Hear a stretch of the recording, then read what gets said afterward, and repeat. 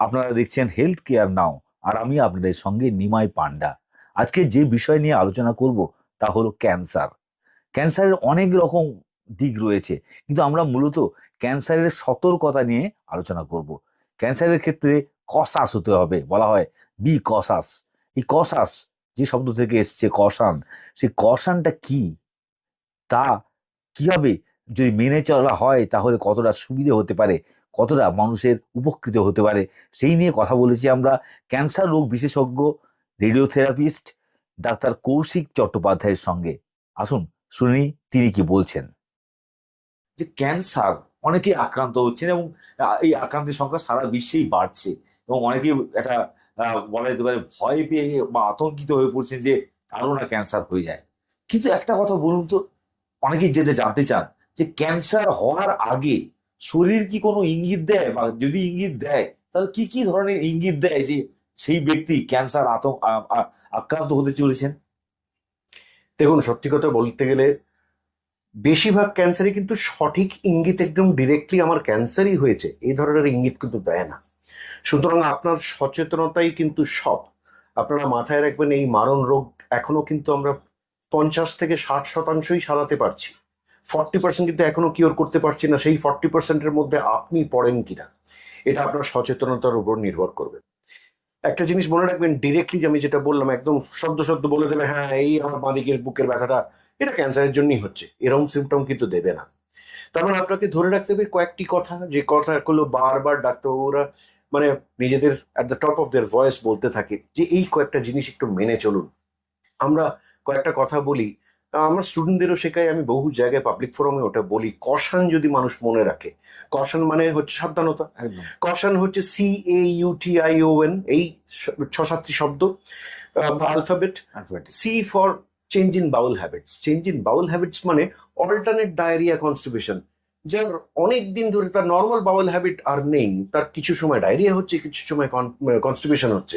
বা যার চিরকাল কনস্টিপেটিং হ্যাবিট, তার all of a sudden diarrhoea হচ্ছে। বা যার হ্যাবিট ডায়রিয়ার মতো, তার অল অফ এ সাডেন মানে কনস্টিপেশন হচ্ছে। তাহলে এটা হলো না change in Baul habit. Change in Baul habit কিন্তু কোলন ক্যান্সারের একটি সিমটম হতে পারে। মাথায় রাখুন এবং এটাকে চিনে রাখুন। আর তা হ্যাঁ বলুন। কষানের সি হলো। কসানের সি হলো, হ্যাঁ। এ মানে এ সোর দ্যাট ডাজ নট হিল। আমরা এটা ইংলিশে বলছি বটে, সোর মানে একটি ঘা। একটি ঘা কোথাও হয়ে থাকার কথা নয়, সেটা মাথায় রাখবেন। যদি হয় সেটা সাধারণ কারণে মোটামুটি 3 থেকে 6 সপ্তাহের মধ্যে ছেড়ে যায়। তার মানে আমি বলছি মুখগহ্বরে। ধরুন আপনার জিভের উপরে একটা আলসার হয়েছে, ধরুন একটি ধারালো দাঁতের দ্বারা হয়েছে, সেটা কিন্তু ওই দাঁতটা সারিয়ে ফেললেই ঠিক হয়ে যাবে। কিন্তু সেটা যদি 3 থেকে 6 সপ্তাহের মধ্যে দাঁতটা ছাড়ানো সত্ত্বেও ঠিক হলো না, তাহলে কিন্তু আপনাকে মাথায় রাখতে হবে। টাইমলাইনটা মাথায় রাখুন। একটি সোর, তার টাইমলাইন কিন্তু নর্মাল চিকিৎসা করার পরও 3 থেকে 6 সপ্তাহের মধ্যে যদি না সারে, তাহলে সেটা কিন্তু কষানার এ হলো। এরপরে আসি ইউ। ইউ মানে একটা আনডায়াগনোজ ব্লিডিং। দেখুন, মহিলাদের শরীরের পিরিয়ডের সময় যে ব্লিডিংটা হয়, একমাত্র সেই ব্লিডিংটাই আমাদের জীবনে, মানুষের জীবনে নর্মাল ব্লিডিং। এছাড়া অন্য যে কোনো ব্লিডিং কিন্তু অ্যাবনর্মাল। সেটা যদি আমরা, যেমন একটা মেনোপজ হয়ে যাওয়ার পর একটি মহিলার, তার প্রেগনেন্সি মানে আই মিন তার তো ব্লিডিং হওয়ার কথা নয়, তার যদি all of a sudden bleeding হচ্ছে ইন বিটুইন পিরিয়ডস, মিলনের পরে যদি ব্লিডিং হয়, তাহলেও সেটা কিন্তু প্রবলেম। ধরুন নাক দিয়ে ব্লিডিং হচ্ছে, মুখ দিয়ে ব্লিডিং হচ্ছে, এই কোনোটাই নর্মাল না। নর্মাল রিজনস গুলো ডাক্তারের কাছে গিয়ে যদি আমরা ইমিডিয়েটলি রুল আউট না করে নিই, তাহলে কিন্তু আমরা বড় কোনো অসুখ হয়তো মিস করে যেতে পারি। তাহলে সি হলো, এ হলো, ইউ হলো, তাহলে আনন্যাচারাল ব্লিডিং। এরপর হচ্ছে টি। T for thickness. দেখুন, লাম্প, যে কোনো লাম্প কিন্তু ক্যান্সার নয়, কিন্তু লাম্প দিয়ে যে যে কোনো ক্যান্সার শুরু হয় সেটা তো আমরা সবাই জানি। ব্রেস্টের মধ্যে একটা লাম্প থাকার কথা নয়, হাতের মধ্যে একটা লাম্প থাকার কথা নয়, অল অফ এ সাডেন আপনার মুখের মধ্যে একটা লাম্প, সেটা থাকার কথা নয়। তাহলে লাম্প কেন হলো সেটাও যদি আমি ইনভেস্টিগেশন না করে নিই, তাহলে আমি ওই টিটাকে যদি ইগনোর করি, তাহলেও কিন্তু আমি কোনো ক্যান্সার মিস করতে পারি।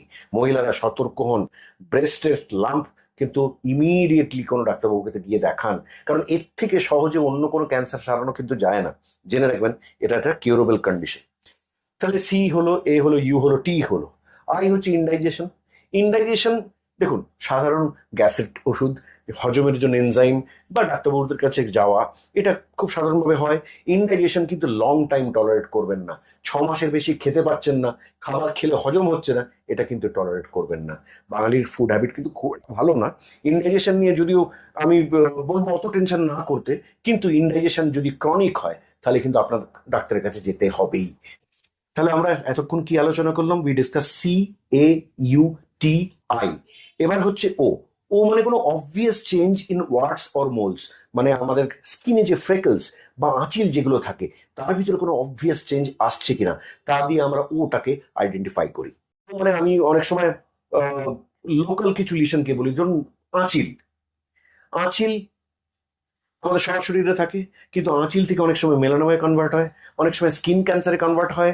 তাহলে আমরা এই আঁচিলটাকে যদি ABCD মনে রাখি, A for area, B for border, C for colour, D for depth, all of a sudden দেখলেন এরিয়া বড় হয়ে গেল, অল অফ এ সাডেন দেখলেন কালার তার লাল ছিল কালো হয়ে গেল, বা তার বর্ডার যেটা সেটা নর্মাল গোল ছিল এখন খাঁচ কাটা হয়ে গেল, বা তার ডেপথ বাড়লো মানে একটি আঁচিল আগে নড় ছিল, এখন অল অফ এ সাডেন আঁচিলটা নড়া বন্ধ করে দিল। তাহলে ABCD যদি আমরা মনে রাখতে পারি, তাহলে কিন্তু আমরা কোনো আঁচিল বা স্কিন রিলেটেড ক্যান্সারে আমরা তার ক্যান্সারে কনভার্ট হচ্ছে কিনা সেটা মিস করবো না। লাস্ট হচ্ছে এন মানে ন্যাগিং কফ। এই ন্যাগিং কফ কিন্তু একটা অদ্ভুত জিনিস। আমরা জানি আমাদের দেশে কমন কফের কারণ কিন্তু টিউবারক্লোসিস বা নিউমোনিয়া।